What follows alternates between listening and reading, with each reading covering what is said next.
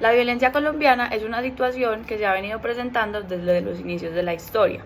La zona del campo es la zona más afectada ante la situación debido a su diseño geológico, así como sus bosques y junglas han sido protagonistas de las batallas por parte de los grupos armados al margen de la ley y el Ejército Nacional, y convirtiendo a su paso lo que en el pasado fue un municipio tranquilo en zonas completamente difíciles para que los habitantes pudieran desarrollarse y formar familias. Los diferentes factores que aumentan estos conflictos son los mismos que se han encargado de dar un mal nombre o una mala imagen del país en el mundo, por ejemplo, el narcotráfico y las actividades ilícitas, estas y lo que implica su desarrollo para potenciar la violencia y la desigualdad entre el campo y la ciudad. Sin embargo, las pocas personas que se quedaban eran sometidas a diferentes métodos de extorsión y abuso por parte de los participantes en el conflicto. Esto incluía desde robos, el pago forzado de ciertas vacunas, hasta secuestros, reclutamientos de menores e incluso violaciones, entre otras cosas. Asimismo, las diferentes guerrillas han tomado posesión de forma violenta de los cultivos de las personas que se sostienen del campo y obligándolos a cultivar materia prima para la producción de diferentes narcotráficos para sostener y promover todos estos negocios de estas personas. Los pueblos indígenas piden un reconocimiento a la identidad.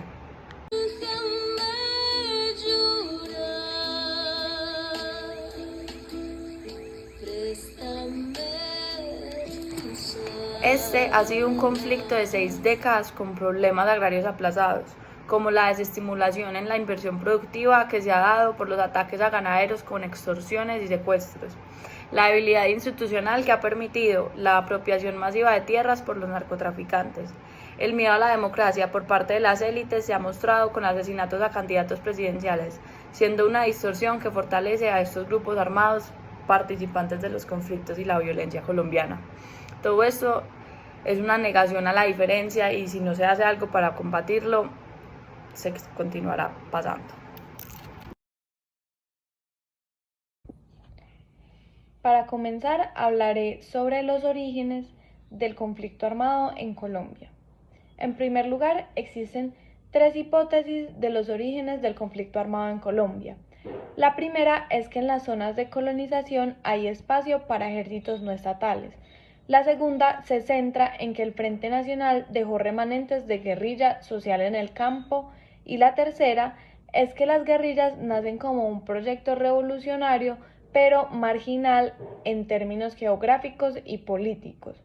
Empezando por la primera hipótesis, se sabe que después de la colonización la tenencia de la tierra se dividía en latifundios y minifundios, y el excedente de mano de obra llevó a los campesinos a migrar hacia las ciudades, pero también se formó un ejército de reserva para colonizar nuevas zonas de frontera. En dichas zonas de frontera el Estado era muy ausente, razón por la cual empieza a existir la justicia privada y ejércitos irregulares, que suplen la falta de justicia estatal.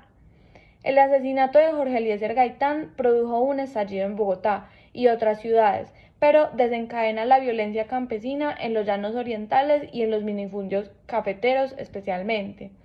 Los conflictos agrarios alimentaron el estallido y la violencia escaló, pero al mismo tiempo se alejó de las ciudades trasladándose a las zonas rurales. El Frente Nacional no fue suficiente para poner fin a la violencia en el campo. El inicio de las FARC tuvo lugar en las luchas agrarias, en las cuales los campesinos comenzaron a acercarse al Partido Comunista. El ELN, al contrario de las FARC, no nace como autodefensa campesina, sino directamente como guerrilla revolucionaria. Sin embargo, esta tampoco prospera en las ciudades, sino que se traslada al campo. El Ejército Popular de Liberación EPL nació cuando el Pleno del Partido Comunista Marxista-Leninista ordenó el traslado de los cuadros directivos al campo. La única guerrilla que no se desarrolló en el campo fue el M-19. Sin embargo, su proyecto no prosperó y terminaron por desmovilizarse en 1990. Se puede decir que las guerrillas han tenido 3 etapas a lo largo de este medio siglo. La primera, de nacimiento y anclaje en sus territorios hasta finales de los años 70. La segunda, a principios de los años 80, cuando se propusieron acumular fuerzas combinando todas las formas de luchas con miras a una insurrección y la toma del poder. La tercera tuvo lugar en los siguientes 20 años. Las guerrillas abandonaron los espacios políticos y buscaron el colapso del Estado y de las élites económicas, políticas, regionales y nacionales a través de las armas, es decir, por vía exclusivamente violenta. Nacieron en los años 70 como respuesta a problemas agrarios no resueltos que tenía el país, también como producto de la larga tradición colombiana de afrontar con violencia los conflictos sociales, políticos, e intentó frenar la violencia bipartidista. Es fundamental hablar sobre los inicios de cada guerrilla. El ELN se creó en 1964 por estudiantes, clase obrera petrolera y profesores acogidos al foco de Che Guevara, ubicados en el oriente del país y en Antioquia. Las FARC se creó en 1966 con el propósito de establecer un grupo comunista armado como medida de protección en caso de que la democracia se cerrara. Se ubicaron en el sur del país. El EPL se creó en 1967, considerado comunista, creían en la guerra prolongada y en que la revolución iría desde el campo hasta la ciudad. Se ubicaron principalmente en Córdoba y Sucre. La violencia al inicio se mantuvo baja, ya que el Frente Nacional, al tener una promesa de modernización y desarrollo, reprimía la protesta y movilización social. En los 80, las guerrillas buscaron expandirse e incidir en regiones conflictivas, ganaderas, petroleras y con agroindustria. En 1982 se realizó una negociación política para ingresar a la democracia en el mandato de Belisario Betancur, pero esto permitió a las guerrillas crecer y tener más frentes. Además, gran parte militar estaba en desacuerdo con la negociación. Respecto a los paramilitares, que fueron creados por las élites locales, la fuerza pública, el narcotráfico, desataron una guerra sucia hacia los izquierdistas legales y bases sociales de insurgentes.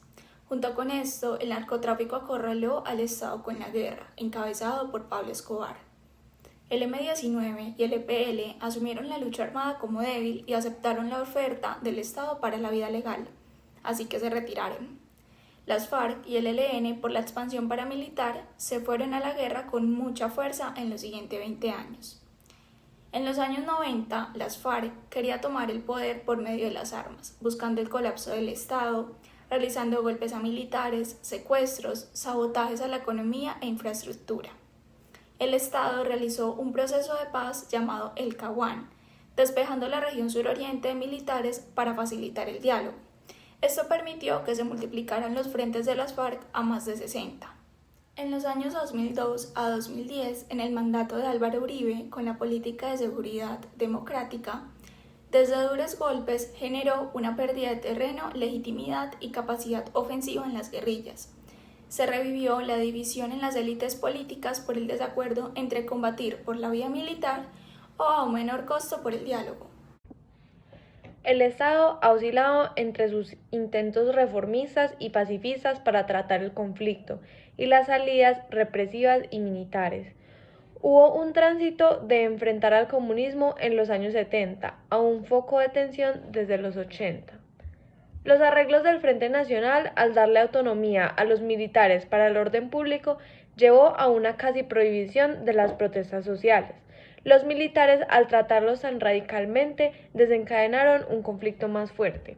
En el gobierno de Julio César Turbay, al crearse el Estatuto de Seguridad, fue un intensivo para las violaciones de derechos humanos desde el Estado. Al crearse la Constitución Política de 1991, con la idea de impulsar la economía y la paz, se dejó a un lado la presencia estatal en zonas de conflicto, permitiendo que se perpetuaran allí. Además, las fuerzas militares comenzaron a tener más fuerza. A mediados de los 90 decidieron privatizar la seguridad desde las cooperativas de seguridad Convivir, y esta ayudó a la expansión de paramilitares. No fortalecieron las fuerzas militares como tal. La política de seguridad democrática que implementó Álvaro Uribe Vélez durante sus 8 años de gobierno significó una relativa recuperación del control territorial y un importante retorno al monopolio de la fuerza. Pero el Estado no lo logró por las muertes en combate y por la ausencia estatal para resolver inequidades estructurales del campo. Desde 2012, un sector de las élites, representado por Juan Manuel Santos, busca una salida política del conflicto con un proceso de diálogo con las FARC que se llevó a cabo en La Habana, Cuba. Paramilitares, ganaderos, políticos y narcotraficantes lo crearon para contrarrestar a las FARC en los años 90 contra comunistas y se encuentran concentrados en el Magdalena Medio. Estos grupos de autodefensa han estado acompañados del narcotráfico. Su nacimiento y desarrollo ha sido difuso y fragmentario, con momentos de alta coordinación, pero con lealtades muy frágiles ya que los grupos no se unificaban y esto ha derivado en crisis internas y descomposición. Y bueno, la conclusión de lo que habíamos explicado hasta ahora es que la violencia ha sido un problema en Colombia por mucho tiempo, especialmente en el campo donde los grupos armados ilegales y el ejército han tenido conflictos.